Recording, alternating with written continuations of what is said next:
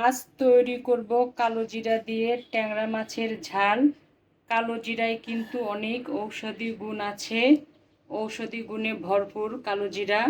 আশা করি আপনাদের এই রান্না অনেক ভালো লাগবে। আর ভালো লাগলে আমার চ্যানেলটি সাবস্ক্রাইব করে ভিডিওটি লাইক কমেন্ট শেয়ার করে আমার সঙ্গে থাকবেন। আপনাদের ভালোবাসা আমাকে নতুন কাজের অনুপ্রেরণা দেবে। চলুন দেখে আসি কিভাবে তৈরি করেছি। তার জন্য এখানে আমি পরিষ্কার করা গুলশা ট্যাংরা নিয়েছি। এখানে প্রায় 800 গ্রামের মতো আছে। তো এখানে আমি পরিমাণ মতো হলুদ আর লবণ দিচ্ছি, দিয়ে মেখে একটু ভেজে নেব। এতে করে রান্নাটা অনেক স্বাদ হবে, মাছের কাঁচা গন্ধটা চলে যাবে। এই রান্নায় আমি যে মশলাগুলো ব্যবহার করব, এখানে রসুন বাটা, কিছু কাঁচামরিচ আছে, আদা বাটা, কাঁচামরিচ আর পেঁয়াজ সহ হাফ কাপের বেশি আছে, একটু টমেটো বাটা আছে, লবণ আছে স্বাদ মতো, মরিচের গুঁড়া স্বাদ মতো, হলুদ, কালো জিরা আমি পরিমাণ মতো ব্যবহার করব, সরিষার তেল ব্যবহার করব, সরিষার তেল আমি পরিমাণ মতো দেবো। চুলায় চলে যাচ্ছি মাছগুলো ভাজতে। কড়াই গরম হয়ে গেছে।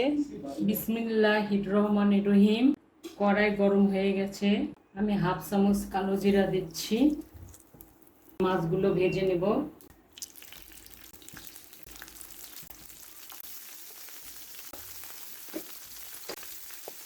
মাছগুলো আগে এক পিঠ ভেজে নেব, তারপরে উল্টে দেব।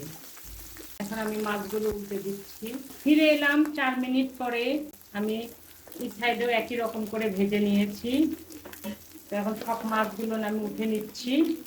আমি আর একটু তেল দিয়ে দিলাম, সরিষার তেল, কালো জিরা দিয়ে দিলাম। একই রকম করে বাকি মাছগুলো আমি ভেজে নেব। ভাজা হয়ে গেলে আমি ফিরে আসছি।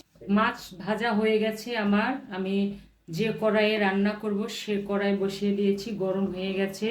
আমি সরিষার তেল দিচ্ছি, হাফ কাপের একটু কম দিলাম। কালো জিরা দিচ্ছি হাফ চামচ, টমেটো বাটা দিচ্ছি হাফ কাপ,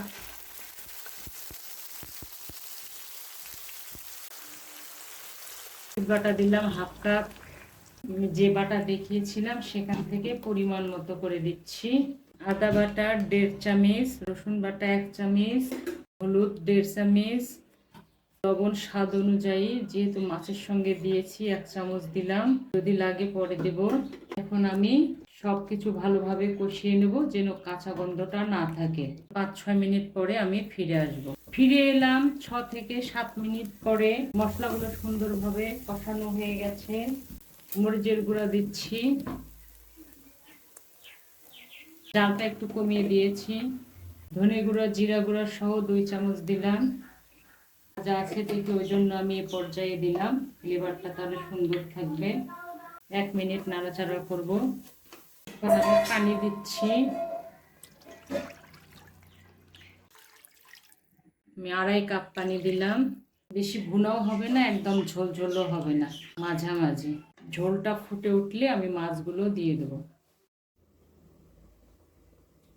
ফিরে এলাম 4 মিনিট পরে। ঝোলটা খুবই সুন্দরভাবে ফুটে উঠেছে। আমি ভেজে রাখা মাছগুলো দিয়ে দিচ্ছি। ঢেকে দিলাম। হাই হিটে জাল দিয়ে জালটা মিডিয়াম করে দেবো। ফিরে এলাম 6 থেকে 7 মিনিট পরে। আমি জালটা বন্ধ করে দিলাম।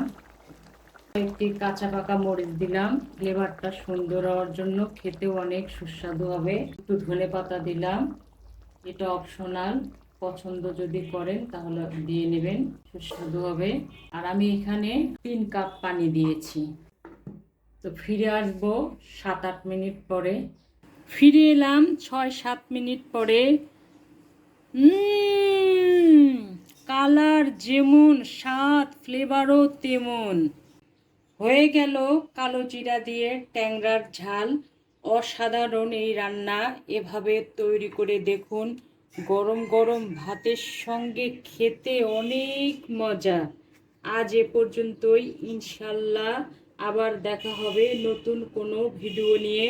ভালো খান, সুস্থ থাকুন। আল্লাহ হাফেজ।